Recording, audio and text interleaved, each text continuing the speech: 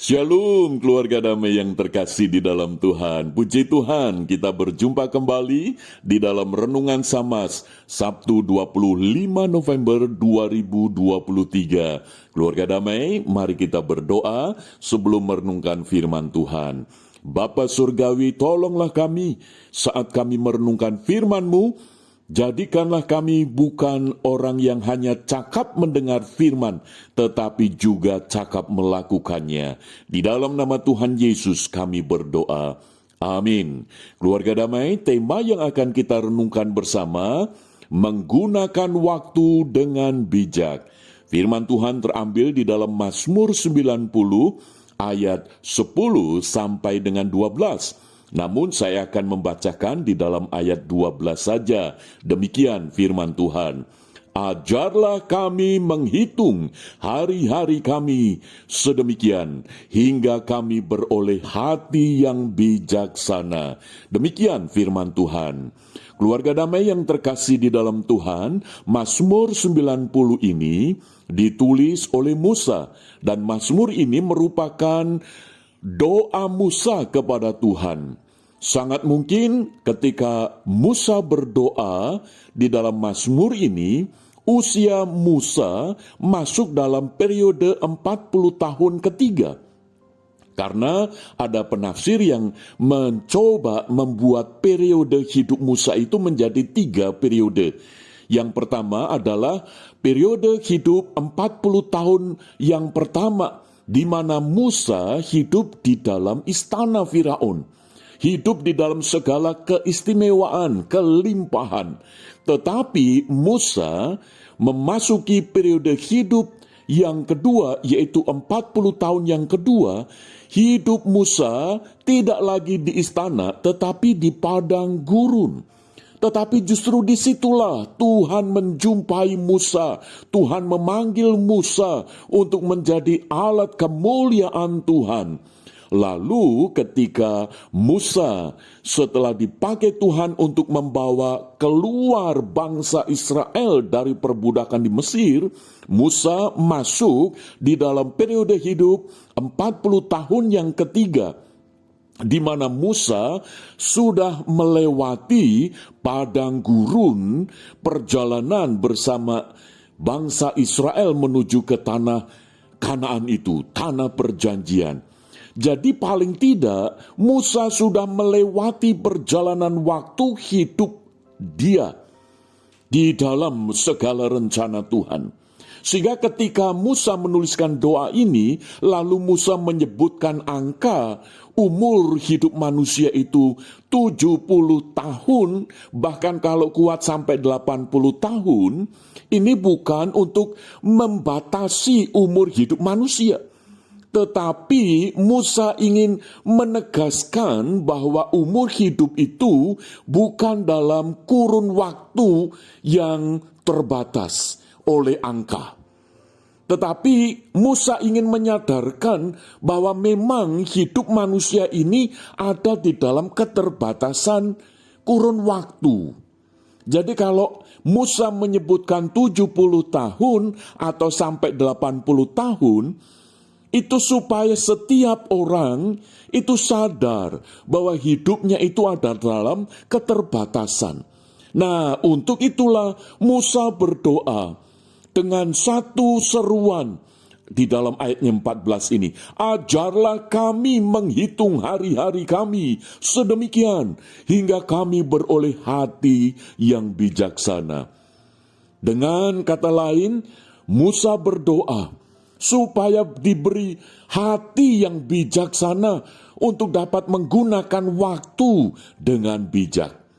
Keluarga damai, ini menjadi penting di dalam kehidupan setiap kita, supaya kita pun juga dapat menggunakan waktu hari-hari yang kita jalani ini dengan bijaksana. Dan menarik sekali kata bijaksana itu di dalam bahasa aslinya itu memiliki arti yaitu hikmat.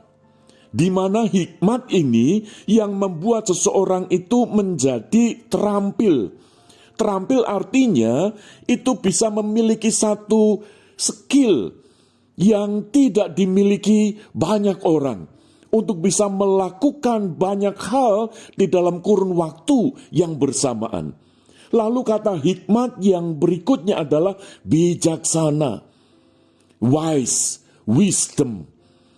Dan di dalamnya itu mengandung satu kemampuan, ketajaman berpikir secara konstruktif, yaitu ketajaman untuk bagaimana membangun, bukan hanya pada dirinya sendiri, tetapi juga bagaimana bisa mengembangkan orang-orang lain.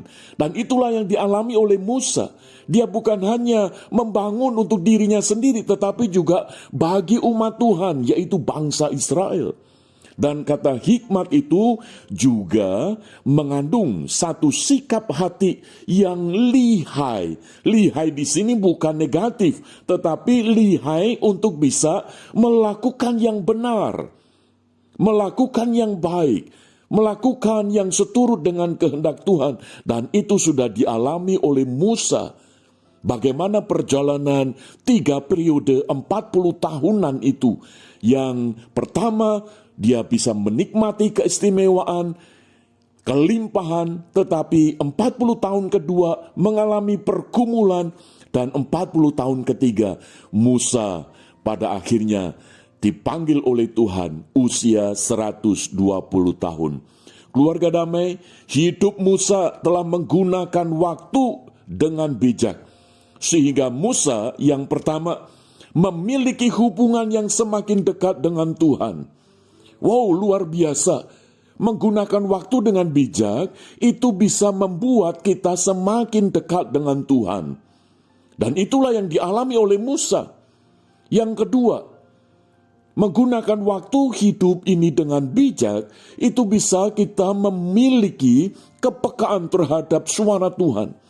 Kita ini bisa dengan jelas menangkap berdasarkan firman Tuhan, yaitu Kitab suci Alkitab. Kita dimampukan untuk mendengar suara Tuhan untuk apa yang harus kita lakukan. Lalu yang ketiga, menggunakan waktu dengan bijak seperti Musa ini akan membuat kita memiliki satu ketaatan terhadap kehendak Tuhan. Dan itu yang dialami oleh Musa. Sehingga dengan bijak itulah Musa berdoa kepada Tuhan supaya hari-hari yang dilakukan itu bukan sia-sia, bukan sembarangan, bukan sembrono, tetapi semakin dekat dengan Tuhan, semakin dengaran akan firman Tuhan, semakin taat akan kehendak Tuhan. Dan sebagai tanda bahwa Musa menggunakan waktu hidup dengan bijak sebagai anugerah Tuhan yang diberikan oleh Musa adalah pada saat Musa diberi kesempatan untuk menjumpai Yesus waktu dimuliakan di atas gunung itu, di mana Musa diizinkan untuk datang untuk menjumpai Yesus bersama dengan Elia. Sehingga itulah yang dilihat oleh para murid, paling tidak Petrus, Yohanes, dan Yakobus. Sehingga Petrus berseru kepada Yesus, mari kita mendirikan 3 tenda. Yang pertama untuk engkau, yang kedua untuk Musa, dan juga yang ketiga untuk Elia.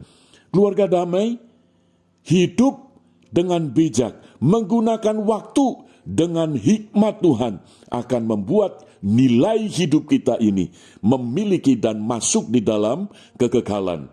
Karena kita akan semakin dekat dengan Tuhan dan kita akan semakin peka terhadap suara Tuhan. Dan itu membuat hidup kita semakin taat akan kehendak Tuhan. Mari kita menggunakan waktu dengan bijak.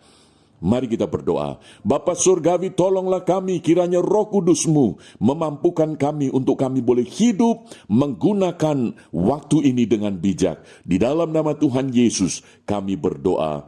Amin.